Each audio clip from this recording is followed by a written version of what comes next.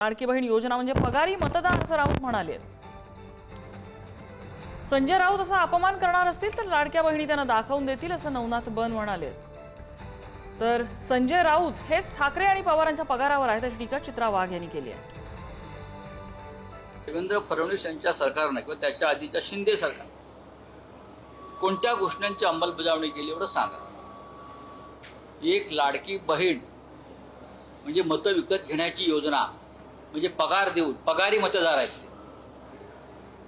मला कोणीतरी काल म्हणालं की अजूनही इतक्या लाख किंवा कोटी लोक महिलांना पगार मिळतो सरकारचा, म्हणजे हे पगारी मतदार आहे. खरं तर लाडक्या बहिणींना सन्मान निधी देण्याचं काम देवेंद्रजींच्या सरकारमध्ये केलं जातं. अशा पद्धतीनं लाडक्या बहिणीला पगार मिळतो आणि पगारी म्हणून लाडक्या बहिणीचा अपमान करणार असाल तर आमच्या लाडक्या चित्राताई इथे उपस्थित आहेत.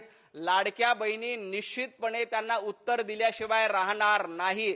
येणाऱ्या महापालिकेच्या निवडणुकीमध्ये, येणाऱ्या स्थानिक स्वराज्य संस्थांच्या निवडणुकीमध्ये आमच्या लाडक्या बहिणी तुम्हाला तुमची जागा पुन्हा एकदा दाखवून देतील. असं आहे की जे विकत घेण्याची भाषा बोलतात, ज्या पद्धतीने बहिणीचा अपमान करतात, जे पगारदार आहेत, जे संजय राऊत हे बोललेले आहेत, हे संजय राऊत उद्धव ठाकरेंच्या पगारावरती आहेत, हे संजय राऊत पवारांच्या पगारावरती आहे.